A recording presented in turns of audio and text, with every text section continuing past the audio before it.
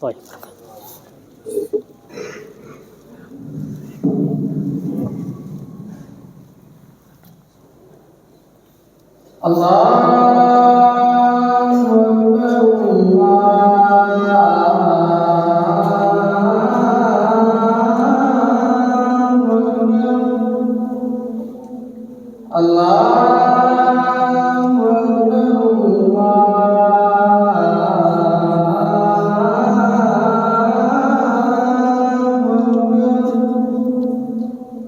أشهد أن لا إله إلا الله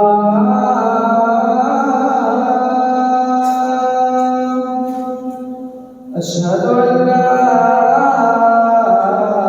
إله إلا الله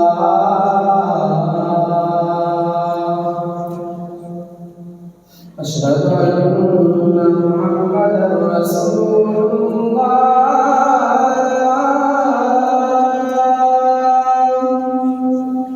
أشهد أن محمدا رسول الله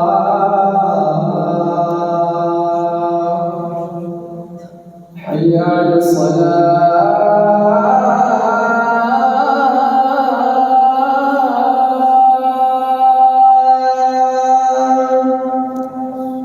حي على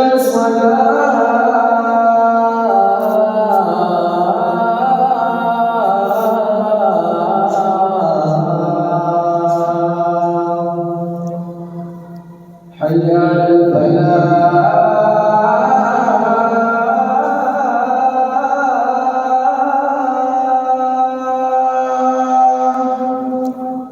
حي على الفلاح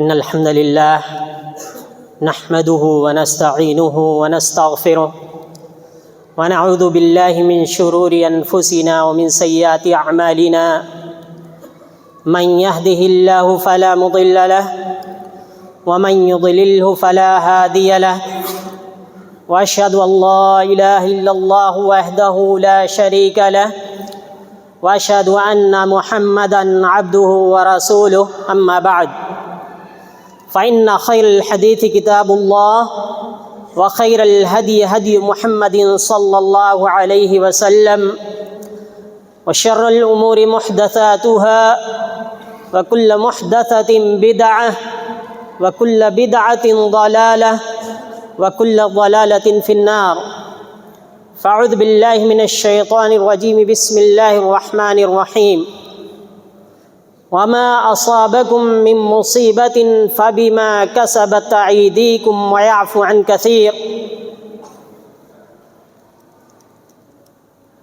وقال النبي صلى الله عليه وسلم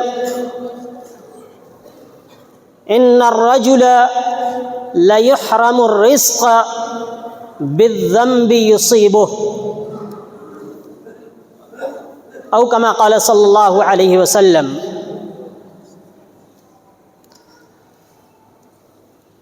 وقال النبي صلى الله عليه وسلم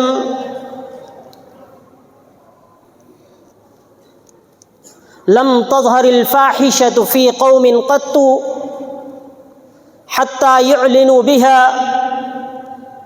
إلا فشى فيهم الطاعون والعوجاء التي لم تكن مضت في أسلافهم الذين مضوا او كما قال صلی اللہ علیہ وسلم۔ حاضرین جمعہ، بزرگان دین، عزیز طلبہ، دینی ملی بھائیوں، خواتین اسلام،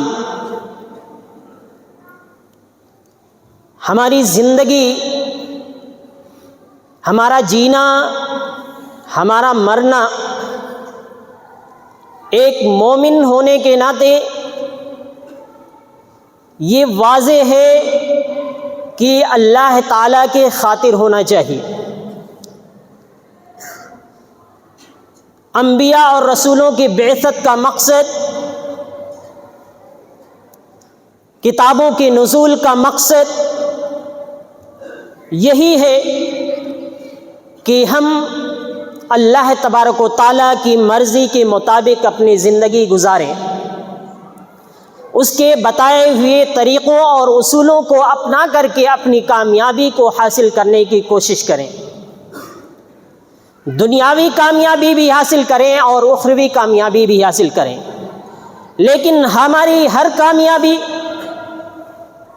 ہماری ہر ترقی رسول اکرم صلی اللہ علیہ وسلم کی تعلیمات سے جڑی ہونی چاہیے، قرآن کے فرامین کے مطابق ہونی چاہیے۔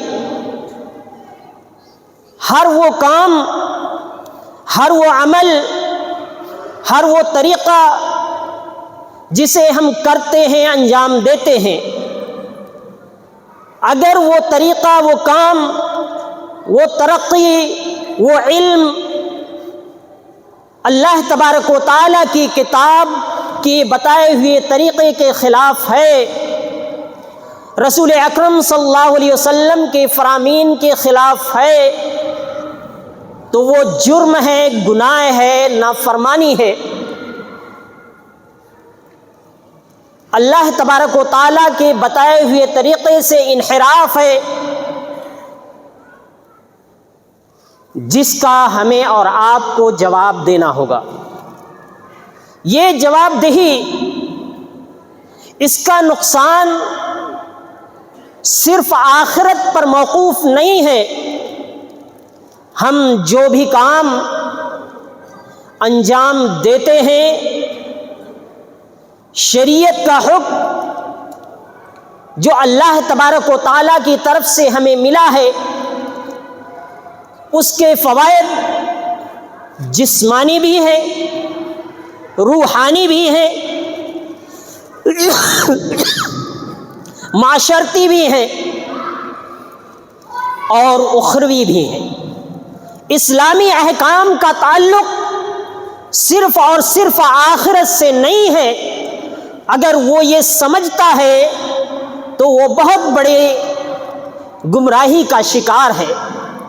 اسلامی احکام جو اللہ تبارک و تعالیٰ نے ہمیں دیے ہیں، ہمیں اسی دنیا میں عمل کرنا ہے، اور اس عمل کے نتیجے میں اس کے اچھے اور برے نتیجے صرف آخرت میں نہیں آتے ہیں، اس کے اچھے اور برے نتیجوں کا مشاہدہ، اس کا رزلٹ ہم اپنی آنکھوں سے دنیا میں بھی دیکھتے ہیں اور آخرت میں بھی دیکھیں گے، اپنی ذات میں بھی دیکھتے ہیں، اپنے نفس میں بھی دیکھتے ہیں، اپنے روح میں بھی دیکھتے ہیں، اپنے جسم میں بھی دیکھتے ہیں، افراد میں بھی دیکھتے ہیں، گھر والوں میں بھی دیکھتے ہیں، جانوروں میں بھی دیکھتے ہیں، پیڑ پودوں کو بھی دیکھتے ہیں، اور پورے سماج، معاشرہ اور سوسائٹی کے اندر بھی اس کے اثرات مرتب ہوتے ہیں۔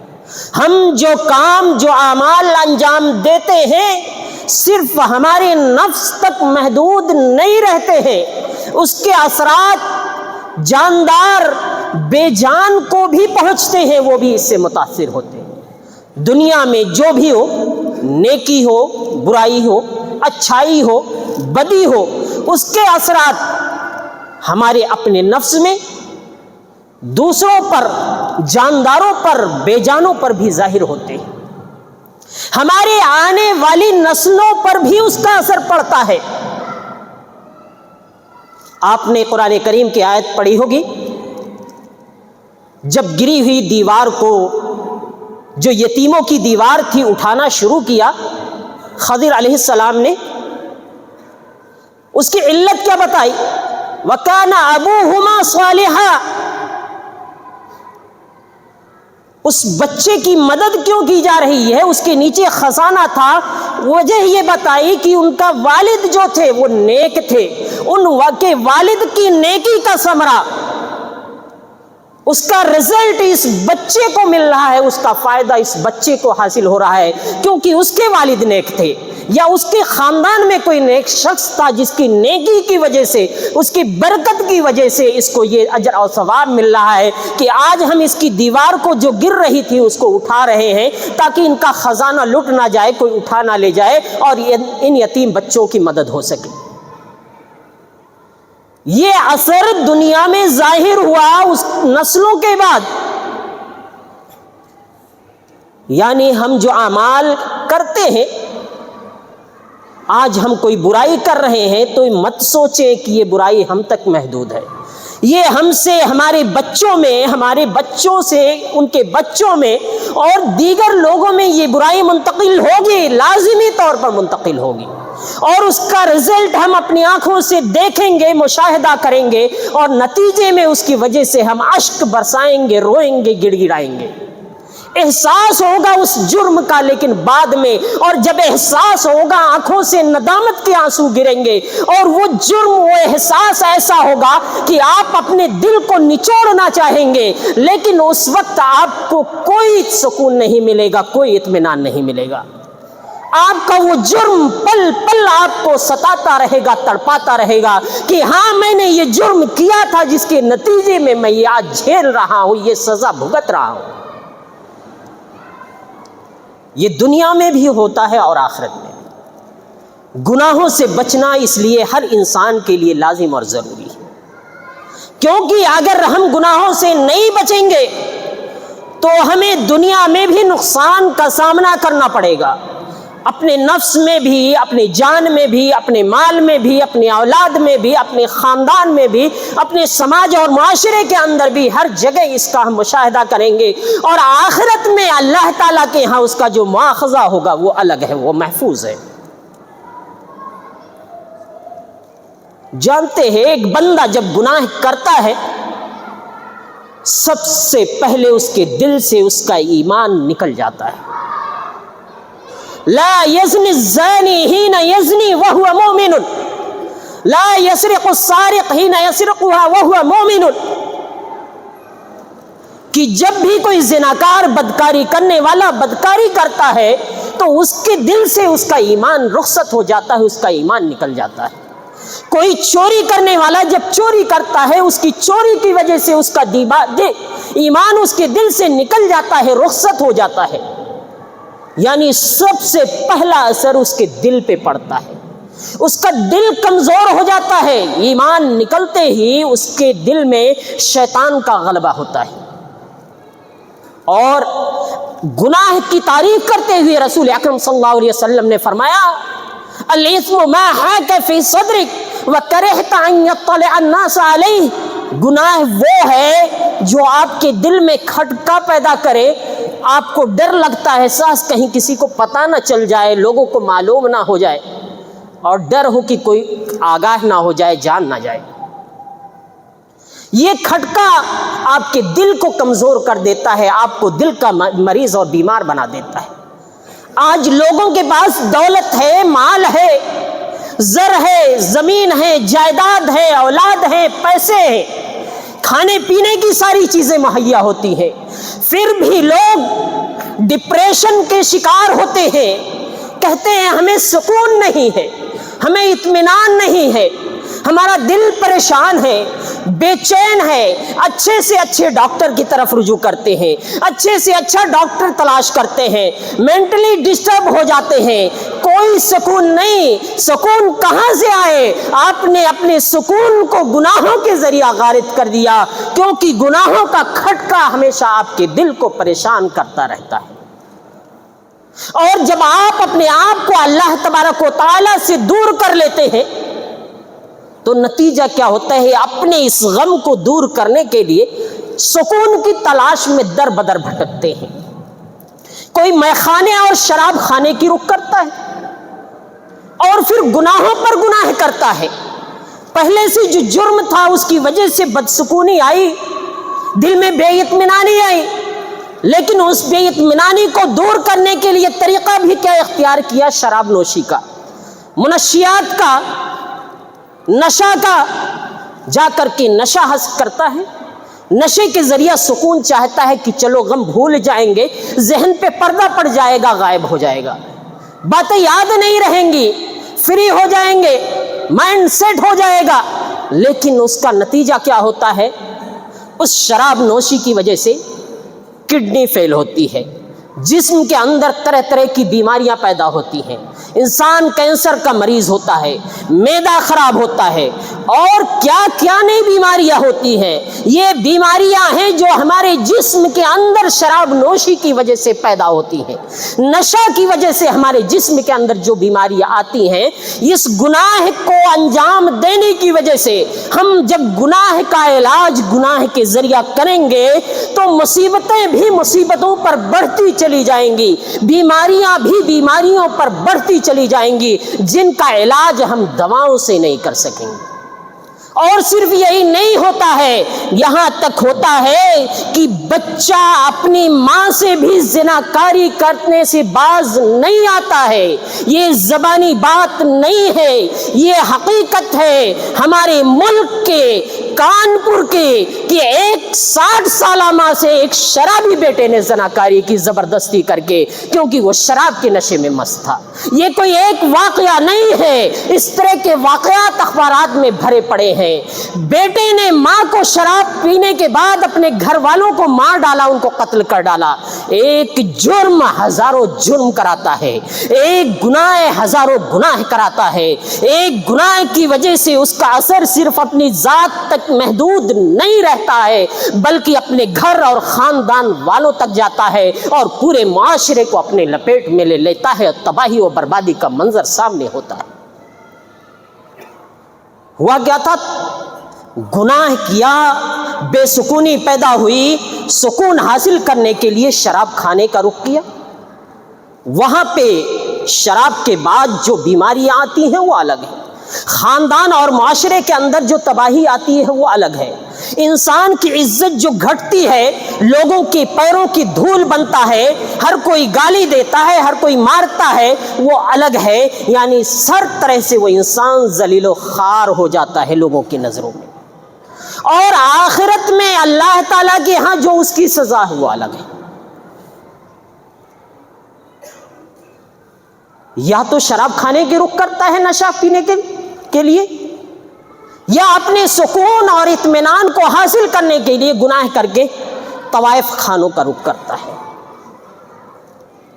جبکہ اللہ تبارک و تعالیٰ نے کہا الا بذکر اللہ تطمئن القلوب، اللہ کے ذکر میں دلوں کا سکون ہے، دلوں کا اطمینان ہے. اگر آپ کو کوئی غم ہے، کوئی پریشانی ہے، مصیبت ہے، تکلیف ہے، آپ سے غلطی ہوئی ہے، آئیے روئیے گڑگڑائیے اپنے رب کے سامنے. وہ سننے والا ہے، آپ کو ذلیل نہیں کرے گا، کسی سے کہنے نہیں جائے گا. ہاں آپ کی فریاد کو سنے گا، آپ کی پریشانی کو دور کرے گا.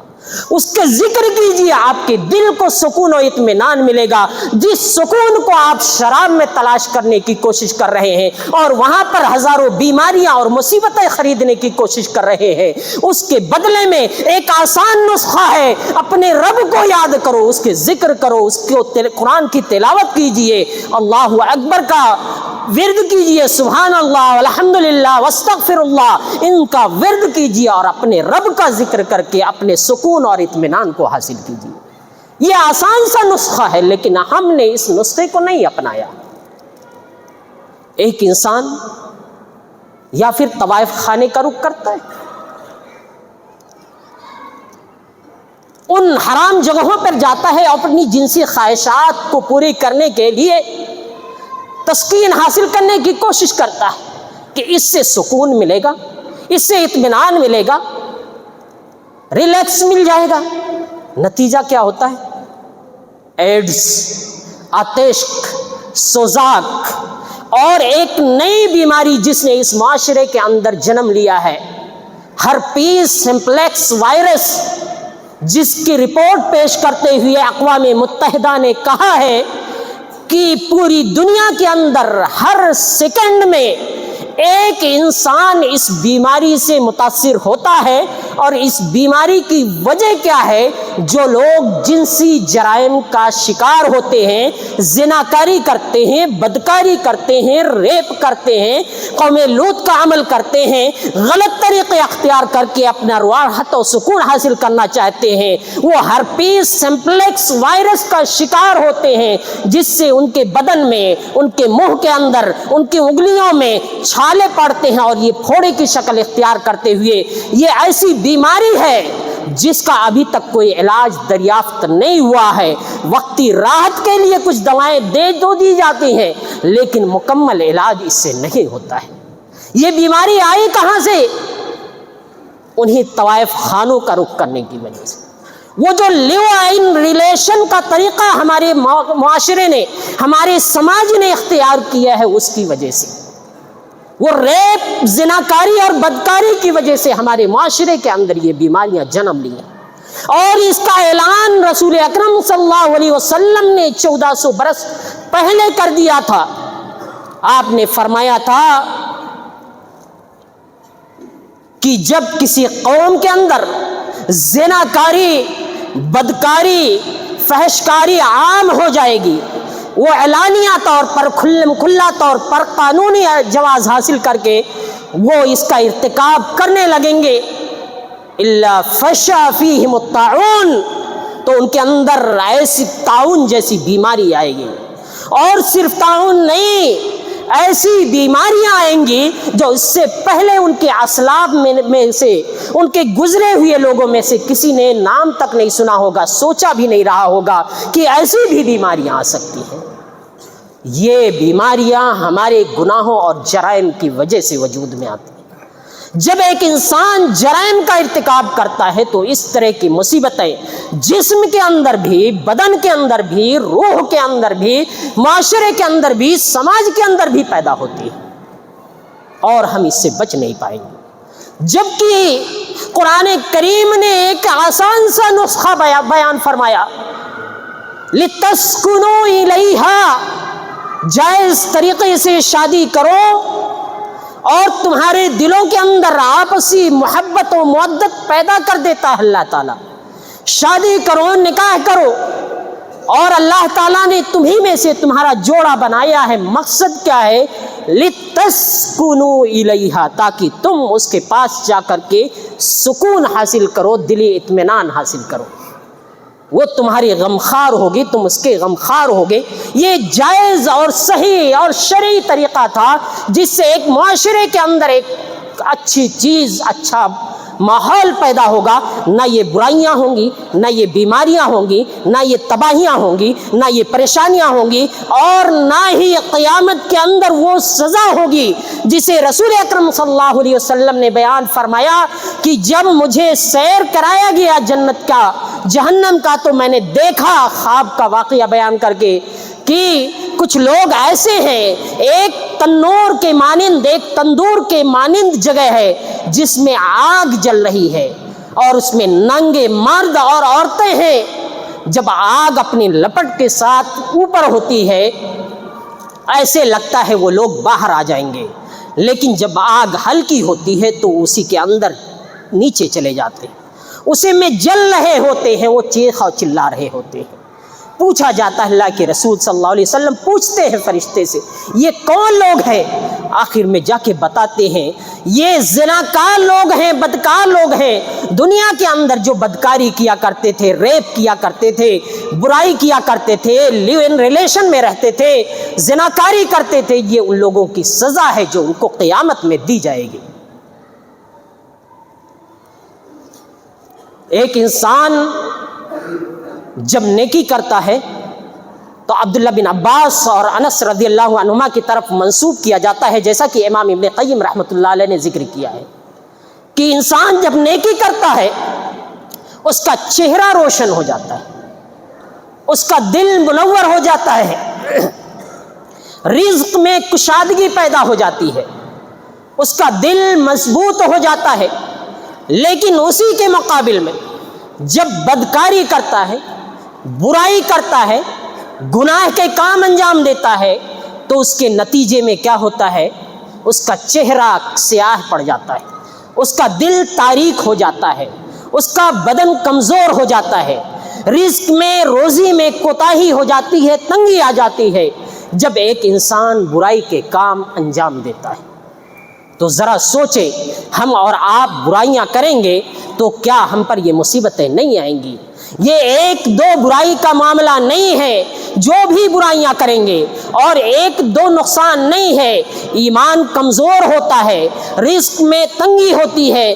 اللہ تبارک و تعالیٰ نے فرمایا وَمَنْ أَعْرَضَ عَنْ ذِكْرِي فَإِنَّ لَهُ مَعِيشَةٌ ضَنْكَ، جس نے میرے ذکر سے اعراض کیا اس کے لیے تنگ زندگی ہوگی۔ یہ اللہ تبارک و تعالیٰ نے وعدہ کیا ہے، لہذا جو بھی اللہ کے ذکر سے اعراض کرے گا اس کے ساتھ یہ معاملہ ضرور بضرور پیش آئے گا۔ ایک انسان جب گناہ کرتا ہے، گناہ کی وجہ سے اللہ تعالیٰ کے ہاں وہ حقیر ہو جاتا ہے، اس کی قیمت کم ہو جاتی ہے۔ ایک انسان کا ہاتھ اتنا مکرم ہے، ایک انسان کا خون، ایک قطرہ، ایک مومن کا قطرہ اللہ تعالیٰ کے ہاں کتنا مکرم ہے کہ اللہ تبارک و تعالیٰ کی اس کے بدلے میں کوئی معاوضہ نہیں ہو سکتا ہے۔ لیکن جب یہی انسان بدکاری کرتا ہے تو بدلے میں اسے سنگسار کرنے کا حکم دے دیا جاتا ہے۔ یہی انسان جب چوری کرتا ہے، اگر ایک انگلی کسی نے کاٹ لی تو بدلے میں 5 اونٹ بطور قصاص دینے ہوں گے۔ لیکن جب وہی انسان چوری کرتا ہے، اس چوری کی وجہ سے اس کا ہاتھ کاٹنے کا حکم دے دیا جاتا ہے، کیونکہ وہ انسان، اس کی قیمت اللہ تعالیٰ کے یہاں گھٹ گئی اس جرم کی وجہ سے، اس گناہ کی وجہ سے جو گناہ کا اس نے کیا ہے، جس کا ارتکاب کیا ہے۔ ہمارے معاشرے کے اندر سود خوری کا رواج ہے، ہمارے معاشرے کے اندر ناپ تول میں کمی کا رواج ہے، لیکن ایک سود خور انسان، اس کی وجہ سے جہاں پر معاشرے کے اندر برائیاں ہوتی ہیں، ایک انسان کی توبہ قبول نہیں ہوتی ہے۔ جب انسان حرام کھاتا ہے، ایک تو اللہ تعالیٰ سے اعلان جنگ کرتا ہے سود خور شخص، سود کھانے والا، انٹرسٹ لینے والا، دینے والا جب ایسا کرتا ہے تو اللہ تبارک و تعالیٰ سے اعلان جنگ کرتا ہے، اور ساتھ میں یاد رکھیں یہ شخص اللہ تبارک و تعالیٰ کے یہاں سخت سزا کا مستحق ٹھہرے گا۔ اور وہ حرام مال کھانے کی وجہ سے ایک انسان جب دعا کرتا ہے اس کی دعا قبول نہیں کی جاتی ہے۔ رسول اکرم صلی اللہ علیہ وسلم نے فرمایا کہ ایک مسافر ہے، سفر کی حالت میں ہے، پراگندہ حال ہے، اپنے ہاتھ کو اللہ تعالیٰ کے سامنے دراز کرتا ہے، پھیلاتا ہے اور کہتا ہے یا ربی یا ربی یا ربی، اے میرے رب، اے میرے رب، اے میرے رب، اپنے رب کو بڑی ہی گریہ وزاری کے ساتھ پکارتا ہے، چلاتا ہے۔ فَأَنَّىٰ يُسْتَجَابُ لَهُ، اس کی دعا کیسے قبول کی جائے؟ مَطْعَمُهُ حرام، اس کا کھانا حرام ہے، ملبسُهُ حرام، جو لباس اور کپڑا پہن رکھا ہے وہ حرام کا پہن رکھا ہے، وَمَشْرَبُهُ حرام، جو کھانا پانی استعمال کرتا ہے، جو پانی استعمال کرتا ہے وہ بھی حرام کمائی کے ذریعہ استعمال کرتا ہے۔ پھر ایسے شخص کی دعا کیسے قبول ہوگی؟ یعنی کہ دعاؤں کی قبولیت سے بھی وہ شخص محروم کر دیا جاتا ہے۔ ایک انسان جب بدکاری کرتا ہے، اس کے بدکاری کی وجہ سے آپ ذرا سوچئے، ہمارے معاشرے کے اندر جو ناپ تول میں کمی کا ایک سیلاب چلا ہوا ہے کہ جب کسی کو تول کے دینا ہے تو گھٹا کے دینا، اپنا لینا ہے تو بڑھا کے لینا، اس کی وجہ سے ہم اور آپ اس کو آسان سمجھتے ہیں۔ بالکل رسول اکرم صلی اللہ علیہ وسلم کی اس حدیث کے مطابق کہ ایک مومن بندہ گناہ کو ایسے سمجھتا ہے جیسے اس کے اوپر کوئی پہاڑ ہو، لیکن ایک جو اس کی پرواہ نہیں کرتا ہے، ایمان اس کے دل سے نکل رہا ہوتا ہے، نکل گیا ہوتا ہے، وہ ایسے ہی گزر جاتا ہے جیسے ناک پہ کوئی مکھی بیٹھی ہوئی ہو اور اس کو ہٹا دیتا ہو۔ کیا ہم اور آپ اس سے بچ کر بھاگ سکتے ہیں، نکل سکتے ہیں؟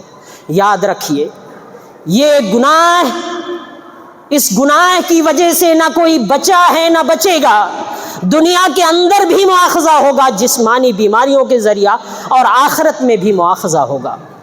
ذرا سوچئے اور غور کیجئے، ہم جن کی اولاد ہیں، آدم علیہ السلام کو جنت سے کس چیز نے نکلوا دیا؟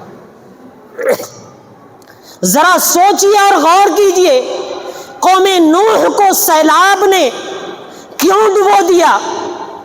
ذرا سوچئے اور غور کیجئے، قوم عاد کو تیز و تند آندھی نے اس طرح سے ہلاک و برباد کیوں کیا کہ کٹے ہوئے کھجور کے تنوں کے مانند پڑے ہوئے نظر آئے؟ ذرا سوچئے اور غور کیجئے، سمندر کے اندر جب فرعون اپنے قوم کے ساتھ داخل تھا اور سمجھ رہا تھا کہ سمندر نے اس کے لیے راستہ بنا دیا، اس وقت پانی مل گیا اور پورے قوم کو اس کے لشکر کے ساتھ اس کو تہوبالا کر دیا۔ آخر کیوں؟ قوم لوط کو اللہ تبارک و تعالیٰ نے فرشتوں کو بھیج کر کے نیچے سے اوپر سے اٹھا کر کے پوری بستی کیوں پلٹوا دی؟ قوم شعیب کو اللہ تبارک و تعالیٰ نے عذاب یوم الذلہ کے ذریعہ تباہ و برباد کیوں کیا؟ یہ سب گنہگار تھے، یہ سب کے سب معصیت کے شکار تھے، یہ سب کے سب رب کی نافرمانی کرنے والے تھے۔ اگر یہ نہیں بچے، آج ہم گناہ کر کے کیسے بچ سکتے؟ اور بس میں آپ کے سامنے ایک مثال پیش کروں، رسول اکرم صلی اللہ علیہ وسلم نے غزوہ احد کے اندر کچھ صحابہ کرام کو ایک پہاڑی پر بٹھا دیا تھا غزوہ احد کے اندر، اور کہا تھا جب تک میرا حکم نہیں ہوگا کوئی اپنی جگہ سے ہٹے گا نہیں۔ لیکن جب انہیں لگا کہ ہم کامیاب ہو گئے، فتح نصیب ہو گئی، اللہ تبارک و تعالی رسول اکرم صلی اللہ علیہ وسلم کے حکم کا انتظار کیے بغیر چند صحابہ کو چھوڑ کر کے بقیہ لوگ اپنے مورچے سے ہٹ گئے، مال غنیمت میں لگ گئے۔ نتیجہ کیا ہوا؟ اللہ تعالیٰ نے پوری جنگ کا پاسا پلٹ دیا۔ 70 صحابہ کرام اس جنگ کے اندر، اس غزوے کے اندر شہید کر دیے گئے، جس غزوے میں خود رسول پاک صلی اللہ علیہ وسلم موجود تھے۔ شہید کن کو کیا گیا؟ صحابہ کرام کو۔ ہٹنے والے کون تھے؟ صحابہ کرام تھے۔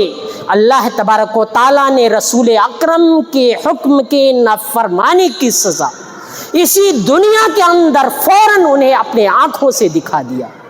ذرا سوچئے، ہم اور آپ جو رسول اکرم صلی اللہ علیہ وسلم کی نافرمانی کر کے اپنی زندگیاں گزار رہے ہیں، اللہ تعالیٰ کی نافرمانی کر کے اپنی زندگیاں گزار رہے ہیں، آج معاشرے کے اندر سیلاب ہے، قحط سالی ہے، بیماریوں پہ بیماریاں ہیں، طرح طرح کی بیماریاں ہیں، حاکموں کا مسلط کیا جانا ہے، یہ ساری چیزیں کہاں سے آ رہی ہیں؟ یہ ہمارے اپنے گناہوں کا نتیجہ ہے۔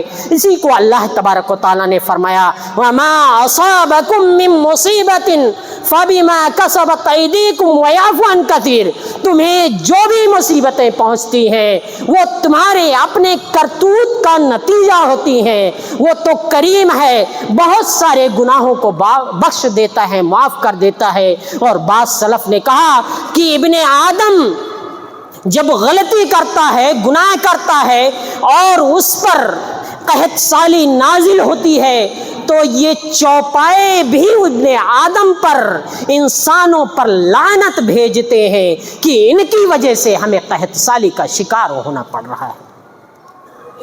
یہ پیڑ پودے بھی اس سے متاثر ہوتے ہیں اور وہ بھی لعنت کرتے ہیں۔ وَيَلْعَنُهُمُ اللَّهُ وَيَلْعَنُهُمُ اللَّاعِنُونَ، کہ اللہ بھی ان پر لعنت کرتا ہے اور لعنت کرنے والے بھی ان پہ لعنت کرتے ہیں جو گنہگار ہیں، بدکار ہیں۔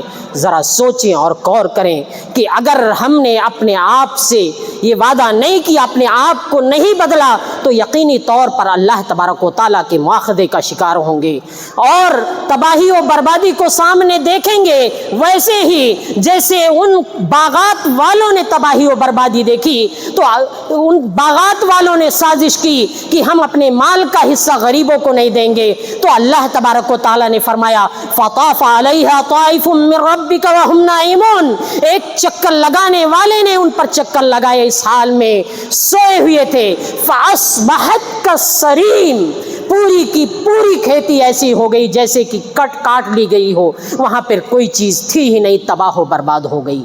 تو جب ہم اللہ تبارک و تعالیٰ کے حکم کے خلاف چلیں گے تو اس کی سزا ہم دنیا کے اندر دیکھیں گے، اس کا مواخذہ دنیا کے اندر ملے گا، اور آخرت میں جو مواخذہ ہوگا ہم اس سے بچ نہیں سکیں گے۔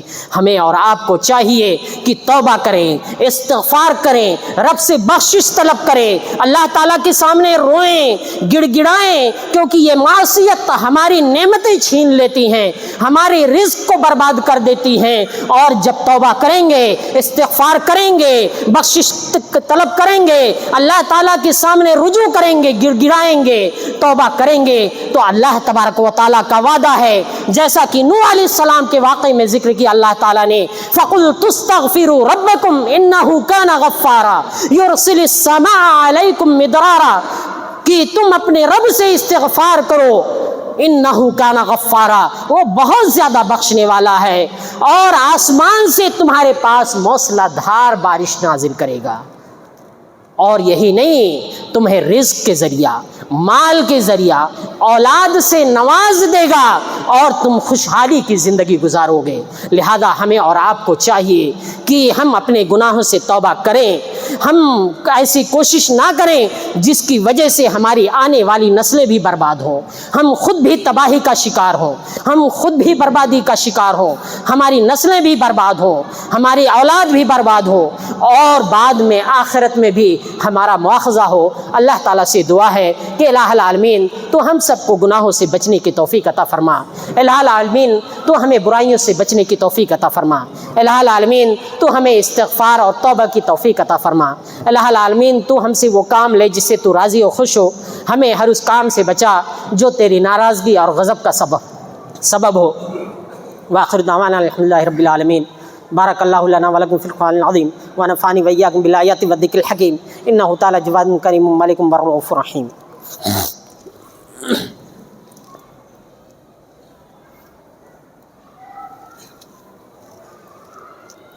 ان الحمد للہ نحمده ونستعینه ونستغفره ونعوذ باللہ من شرور انفسنا ومن سیئات اعمالنا، من يهدي الله فلا مضل له ومن يضلل فلا هادي له، واشهد ان لا اله الا الله وحده لا شريك له، واشهد ان محمدا عبده ورسوله، اما بعد فان خير الحديث كتاب الله، وخير الهدي هدي محمد صلى الله عليه وسلم، وشر الامور محدثاتها، وكل محدثة بدعة، وكل بدعة ضلالة، وكل ضلالة في النار۔ فاعوذ باللہ من الشیطان الرجیم، بسم اللہ الرحمن الرحیم۔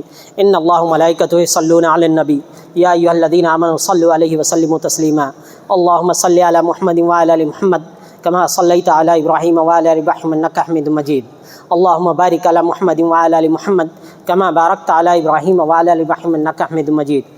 ان اللہ یأمر بالعدل والإحسان وإیتاء ذی القربى وینہی عن الفحشاء والمنکر والبغی یعظکم لعلکم تذکرون، وادعوه یستجب لکم ولذکر اللہ تعالی اعلی وأعز وأجل وأتم وأکبر، واللہ یعلم ما تصنعون۔